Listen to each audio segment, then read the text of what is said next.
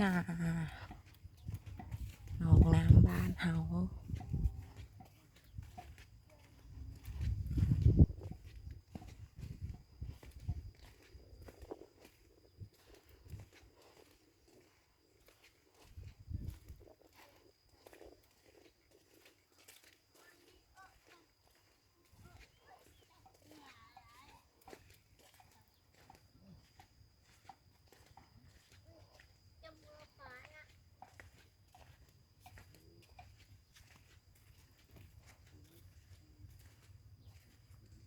ตากแดดเลย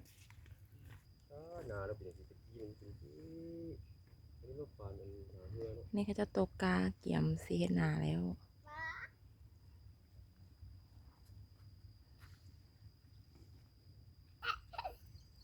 เขาจะตกกางามเนาะ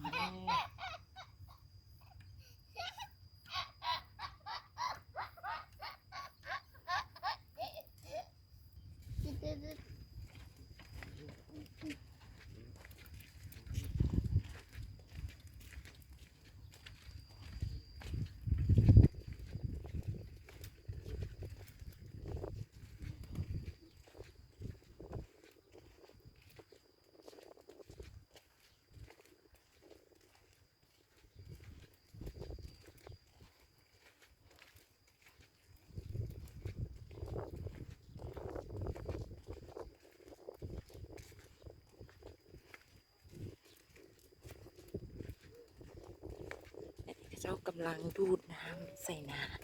เพื่อตกกา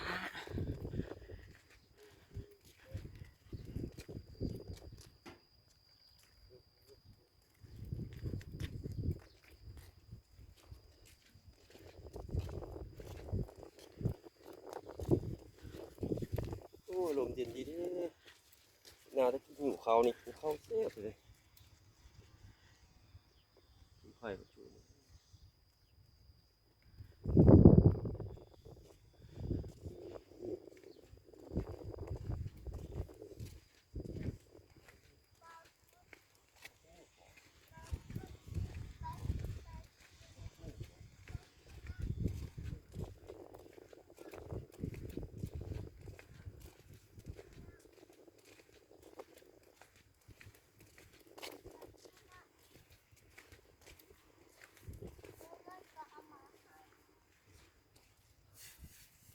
ไอ้ผู้ใดเฮ็ดซะนา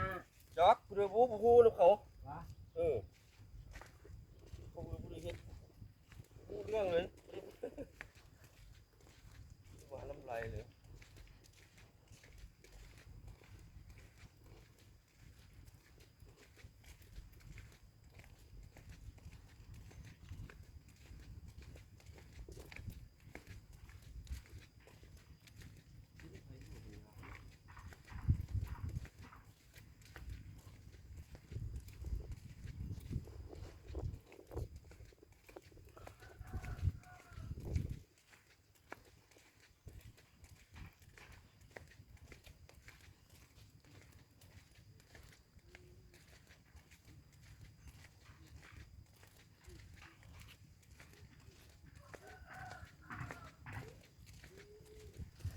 มันก็จะตกกางาม